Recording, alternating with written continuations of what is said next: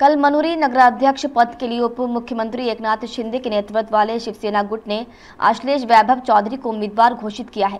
सोमवार को उन्होंने भारी शक्ति प्रदर्शन के साथ अपना नामांकन दाखिल किया। इस दौरान विधायक संतोष बांगर भी मौजूद रहे। संतोष बांगर ने कहा कि अगर कल मनूरी में शिवसेना का नगराध्यक्ष बनेगा तो शहर में विकास कार्यों की रफ्तार तेज होगी और पूरा शहर स्वच्छ और सुंदर दिखेगा।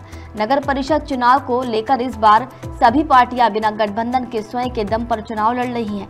बांगर ने कहा कि गठबंधन होने पर कार्यकर्ताओं को टिकट नहीं मिल पाता, इसलिए इस बार शिंदे, शिवसेना, हिंगोली, कल मनूरी और वसमत तीनों नगर परिषद चुनाव स्वतंत्र रूप से लड़ रही हैं।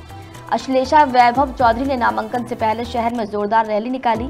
इसी के साथ कल मनूरी नगर परिषद के 10 वार्डों में भी शिंदे, शिवसेना के 20 नगर सेवक उम्मीदवारों ने नामांकन दाखिल किया। वहीं विपक्षी दलों को उम्मीदवार तलाशने में दिक्कतें आ रही हैं।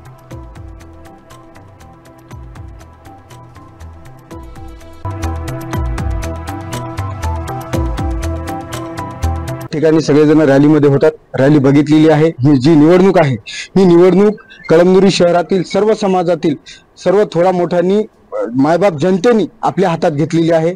मायबाप जनतेचा उत्स्फूर्त प्रतिसाद आहे। प्रत्येक जाती धर्माचे लहान मोठे सगळ्यांचे आशीर्वाद आमच्या पाठीशी आहेत। आदरणीय आमदार संतोषदादा बांगर आमचं जे नेतृत्व आहे, आपण बघतोय 6 वर्षापासून आमदार झाल्यापासून ज्या पद्धतीने ते काम करतायत, त्यांच्या कामाच्या माध्यमातून उभ्या महाराष्ट्रामध्ये त्यांना देव माणूस मानलं जातं। अशा या देव माणसाच्या आमच्या नेत्याच्या नेतृत्वात आम्ही या ठिकाणी नगरपालिका कळमनुरीवर शिवसेनेचा भगवा फडकवू। हा प्रभागामध्ये 20 नगरसेवक आणि 1 नगराध्यक्षाचा फॉर्म आम्ही भरलेला आहे।